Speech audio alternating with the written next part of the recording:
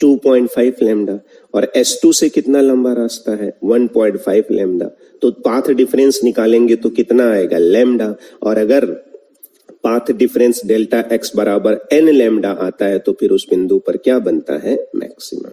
इस क्वेश्चंस को मैं सिर्फ इसलिए आपके लिए रखा कि इंटरफेरेंस का मतलब ही होता है कि एक सोर्स से वेव चलेगा, दूसरे सोर्स से वेव्स चलेगा, दोनों वेव्स आपस में मिलेंगे, तो किसी बिंदु पर जब दोनों वेव्स आपस में मिलेंगे तो वहां मैक्सिमा बनेगा कि मिनिमा बनेगा, that will depends on path difference between these two waves at that point. चाहे पाथ डिफरेंस कहिए और चाहे फेज डिफरेंस कहिए।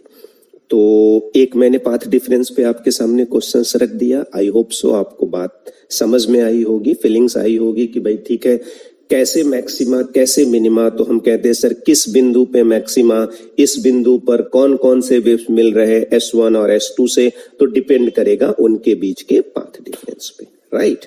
अब अंतिम क्वेश्चन जो मैंने आपके लिए दिया हुआ है ये मैंने आप पे छोड़ा है, आप सभी बनाइएगा और बना सकते हैं। आप मुझे बताइए जरा, तो इंटरफियरेंस की घटना में रिजल्टेंट इंटेंसिटी का क्या फॉर्मूला होता है, तो I is equal to A1 square plus A2 square plus 2A1 A2 cos phi होता है, ठीक। फाई क्या है, दोनों वेव्स के बीच का फेज डिफरेंस। फाई का मान जितना आप रखेंगे उसी अनुसार cos फाई का मान आएगा और उसी अनुसार I का मान आएगा, तभी ना मैक्सिमा मिनिमा का कंडीशन निकाला था आप सभी ने, ठीक है। अब आप चाहो तो A1 A2 मत बोलो, I1 I2 बोलो, तो क्या था I का formula, I is equal to I1 plus I2 plus 2 root over I1 into root over I2 into cos phi, ठीक है।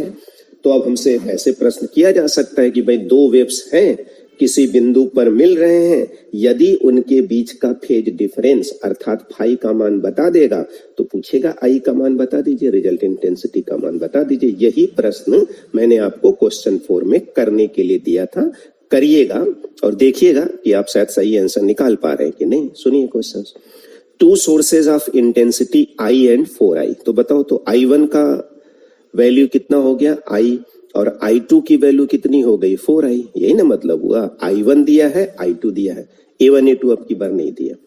Are used in an interference experiment, चलिए ठीक है sir. Find the intensity at a point where the waves form from two sources superimpose. Find the intensity, कायदे में इसका मतलब है रिजल्टेंट इंटेंसिटी उस बिंदु पर जिस बिंदु पर जब दोनों वेव्स मिलते हैं तो उनके बीच का फेज डिफरेंस कितना होता है। तो पहले क्वेश्चन में मैंने कहा चलिए मान लीजिए 0 होता है उस बिंदु पे, दूसरे में मैंने कहा कि किसी बिंदु पर उनके बीच का फेज डिफरेंस π/2 होता है, तब I का मान निकाली, और तीसरे में मैंने क्या कहा पाई होता है, राइट। तो आप इन सभी न्यूमेरिकल्स को बनाइएगा और साथ ही साथ 12th की बुक खोल के इंटरफियरेंस पे इस तरीके का क्वेश्चन A1 A2 दिया हो, I max upon I min पूछ रहा हो, ट्राई करिएगा, आपको अच्छा लगेगा, आई होप सो, ठीक। तो ये 4 क्वेश्चंस आपने बना लिया, ठीक। अब एक बहुत इंपॉर्टेंट क्वेश्चंस मैं आगे शुरू करूंगा जिसको यंग्स डबल स्लिट एक्सपेरिमेंट कहते हैं, राइट।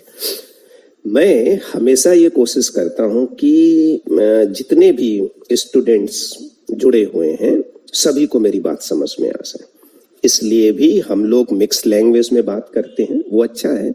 मैं मानता हूँ साइंस में सबसे ज्यादा जरूरी है पहले सभी को बात समझ में आ जाए, ठीक। इसलिए टोटली इंग्लिश में लेक्चर देने का आई बिलीव कि बहुत मतलब नहीं रह जाता।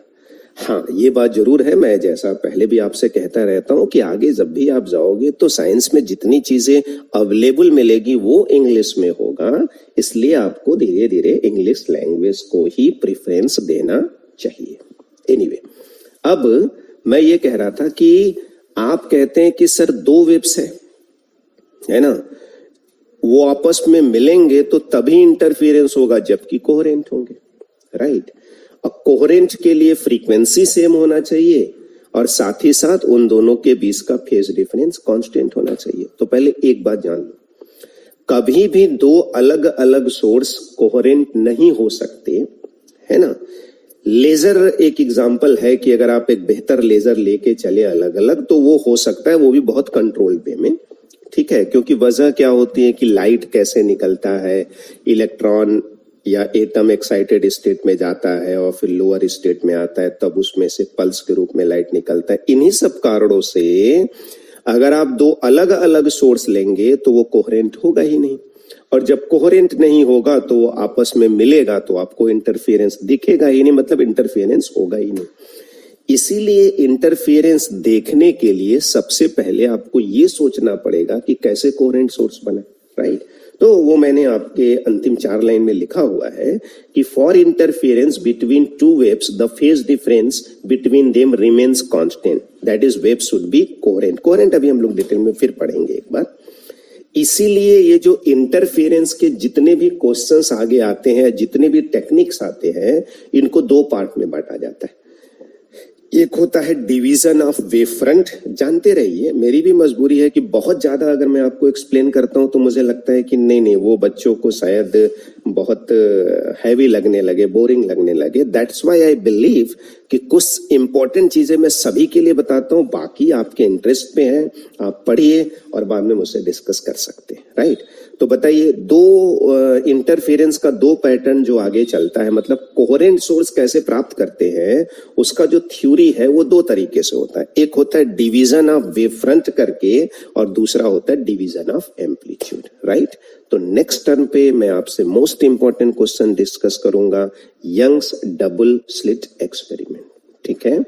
तो जो बात मैंने आपसे शुरू से कहा कि हम सभी पढ़ते हैं, चीजों को समझते हैं, मानवता में बिलीव करते हैं, इसलिए हम आपसे रिक्वेस्ट करते हैं कि जो भी चीजें जरूरी हैं इस महामारी में वो आप बचिए। हाँ ठीक है, हम सभी अपने जो भी काम है, जो भी बिजनेस है उसको करते रहेंगे, फिर भी कम से कम बिना वजह हम वो काम न करें जिससे हमें दिक्कत हो जाए। तो एक अच्छी बात होगी कि हम नियमों का पालन करते रहें, अपने आप को सुरक्षित रखें और खुश रहें, राइट। सो आज के लिए बस इतना ही, नेक्स्ट टाइम पे फिर आपसे बात होगी। Thank you.